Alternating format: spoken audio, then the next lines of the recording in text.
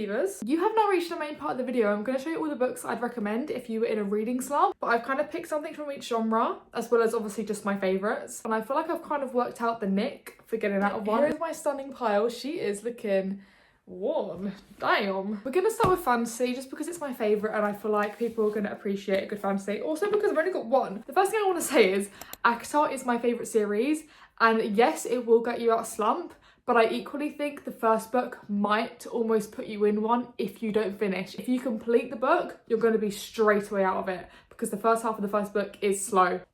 Let's just stop there. But a series that I did give 5 stars to almost all the books was Powerless. This first book, or all the books, are just incredible. It's a YA fantasy book. You've got the ordinaries and then the elites who have powers. Hayden isn't ordinary, but she pretends to have powers so she doesn't get taken away or just...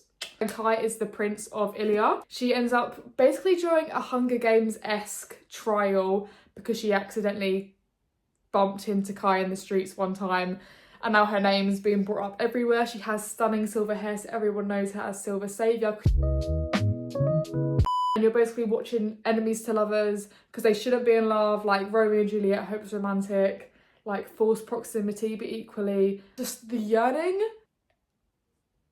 The yearning. And Lauren Roberts is one of them authors where she writes as if she's a poet. Like, her writing is just so stunning. She is my favourite author because the way she just articulates things and feelings and emotions and situations.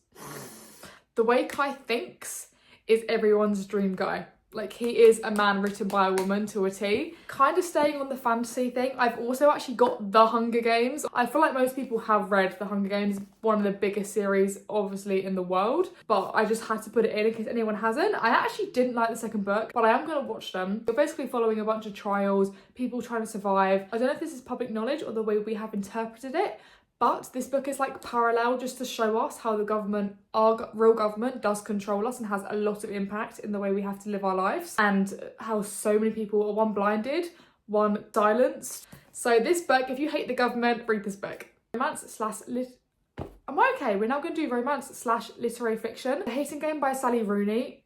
That's a lie. The Hating Game by Sally Thorne. This is actually a rom-com, and actually Aria from Pretty Little Liars is in the Netflix show.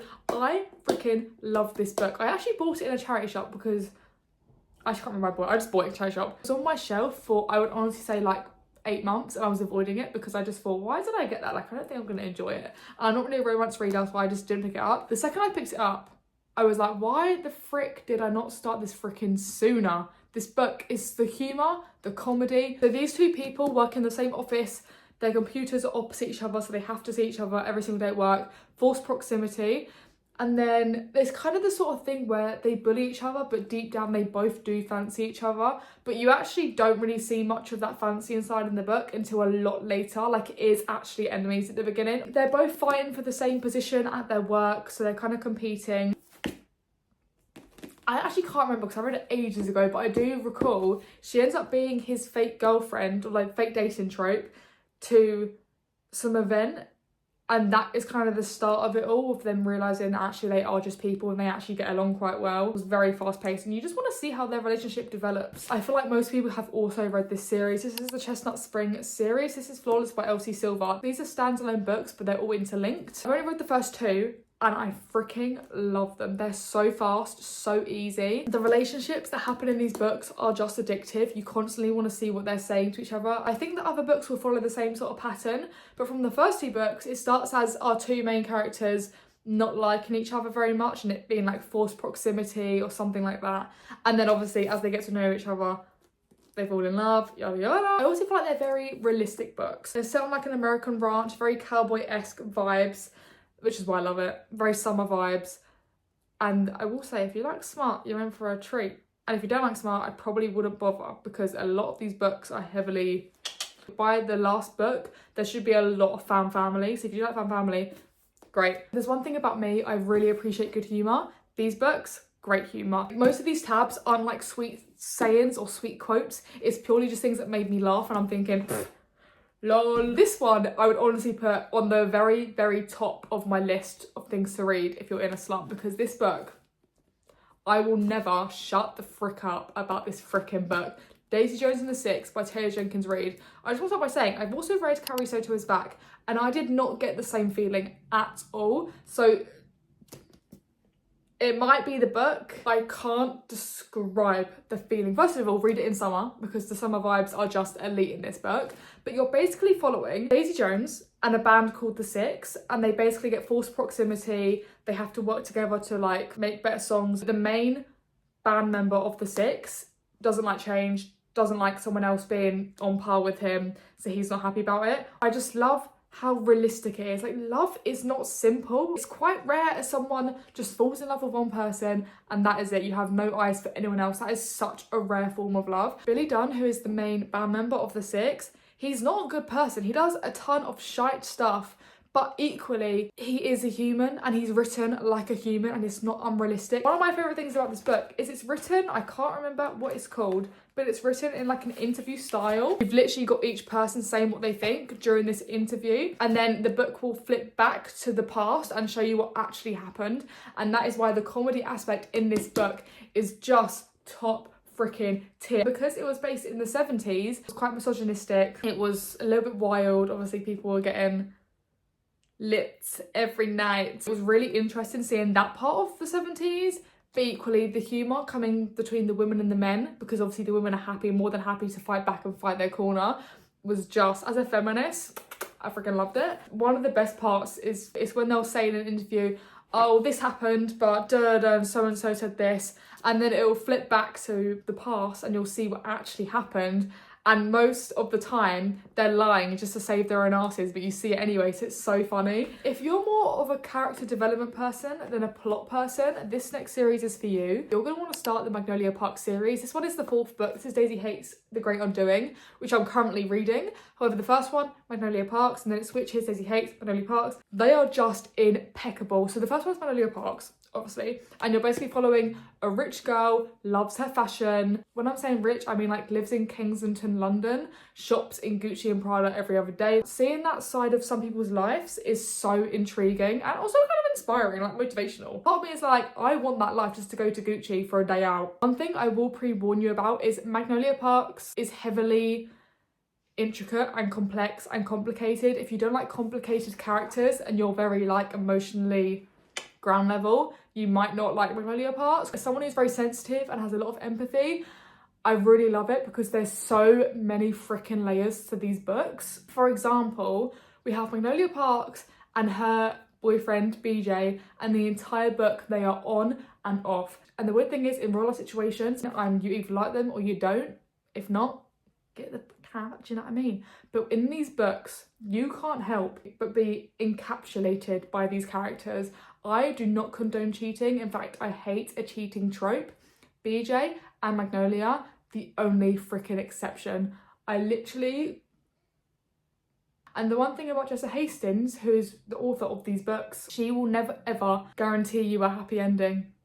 Never. I'm not sure she's ever written a happy ending, actually, now I think about it. So, don't expect it. Expect a lot of heartbreak, a lot of, oh, I really thought we were getting somewhere here, guys. What happened? What happened? Then the fun part is, in the Daisy Hates books, Daisy Hates is a very, very side character in Magnolia Parks. You don't really see a lot of her, but her and Magnolia are weirdly like opposites, but on the same wavelength, but they don't like each other at all. And Magnolia at some point is quite friendly with Daisy's brother, Julian. In the Daisy Hates books, you're following Julian's and Daisy's perspective, as well as one other character. I will also say, the Daisy Hates ones are slightly more like dark romance, as opposed to just like cheating and stuff. These ones are a bit more plot driven, a little bit. And then for the last one, if you like a thriller, we're sticking book talk. There is a reason these books are so freaking popular. You can't shame a book for being popular because there's obviously a reason, and you just have to give it a chance. Because I wasn't going to read this book because I thought everyone's reading it, like boring.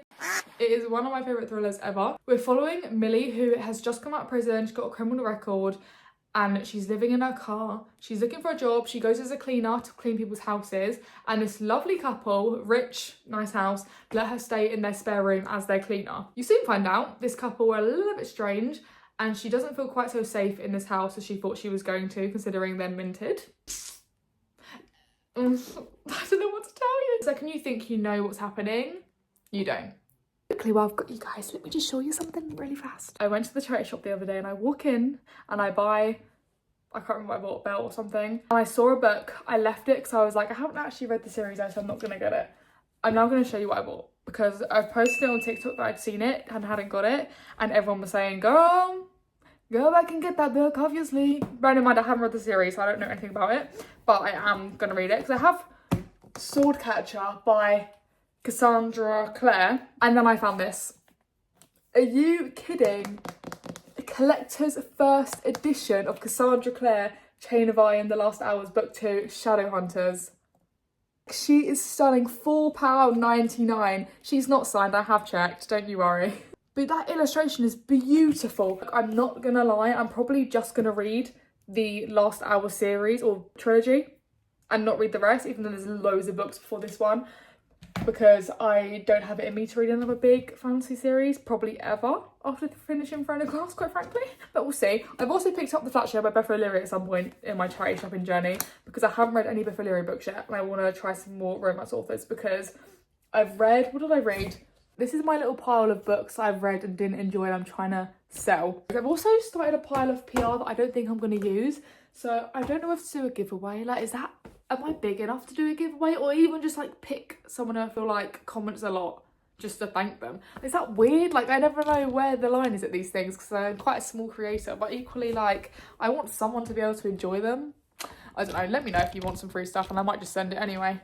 I read Here's Looking at You by 𝘴𝘰𝘤𝘪𝘢 because Hayley Pham loves 𝘴𝘰𝘤𝘪𝘢, so I was obviously like, I'm obviously gonna try her then if you love her so much. The weird thing is, Hayley Pham is my favourite booktuber. Rachel Catherine, a very, very close second. But the peculiar thing is, every book that Hayley Pham loves, I tend not to like, which is the strangest part. She recommends these books, so I tend to buy them because she loves them.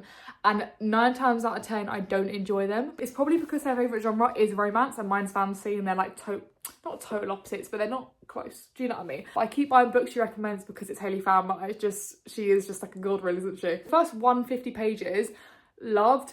Good plot, good humour. It's a girl who goes on so many dates. She's like determined to find her mans. She had a lot of trouble at school with bullying. She struggles with a few like self-confidence issues. And in that aspect, I loved highlighting the first half of the book because she was very honest with herself about how she feels. And as someone who also has experienced similar things, I felt seen in this book. And some of the quotes I was like, whoa, okay, just like seen to my brain then, why don't you? But the plot just moved so slow. This book could have been 300 pages.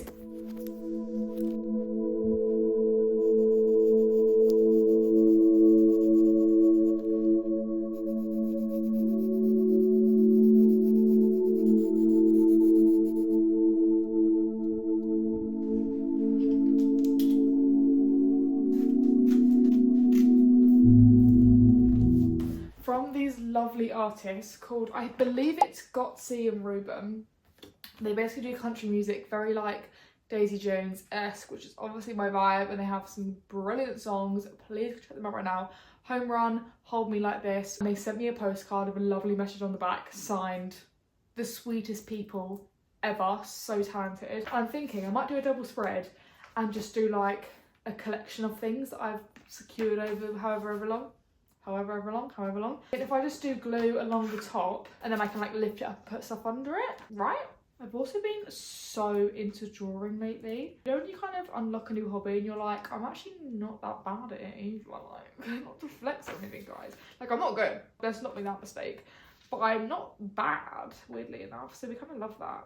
I think it's weird as well, because in school, but obviously we did art in school, and I was never, like, good. Like, it didn't stand out to me. I remember being jealous of the girls who were good at art just naturally, and I was like, as the years pass, you learn what is your thing. And I've learned that I can't draw by looking at a real object, but I can draw by looking at someone else's drawing. If I can see where you've shaded and where you've drawn your lines, I'm just going to copy it, and I'm pretty good at copying a drawing. And this is actually a real thing where you can copy people's art, but you can't make your own, which is obviously peak, but equally, I don't care.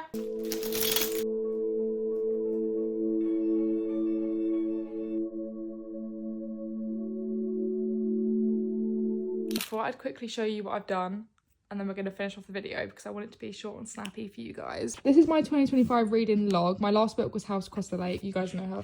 Oh no, it wasn't. It's Here's Looking at You. Let me fill that in. Damn. Such a big fat liar. So Here's Looking at You, 3 stars. 5-star almost reads. These were pretty damn close, I must say, but they stayed on here. 2025 TBR. This is my Throne of Glass spread. You've definitely seen that. These are a few of my paintings I've done and drawings. This one is kind of recent. I'm so proud of that. Like, she's not pitch perfect, but that's one of my best ones yet, I must admit. I've got my Manon spread. I love this painting. I won't lie, I gassed about that. Hate this spread. He's okay. He's absolute shit. This is what I did today. I actually hate how it looks, but I didn't know what to do. So I just put loads of quotes on there from the 2 books because these are basically, that's the main book, that's a novella. So they happen at the same time, but they're from different perspectives. And then obviously not even going to talk about that because I'll just start crying. Also, that's how you know it's a good book. When I was journaling, I was crying the whole time. That is key for a good book. Let me just say. Also, look how cute my nails are for Halloween. They look so good. Me and my mum both drew Rowan when we were on the plane to Lanzarote.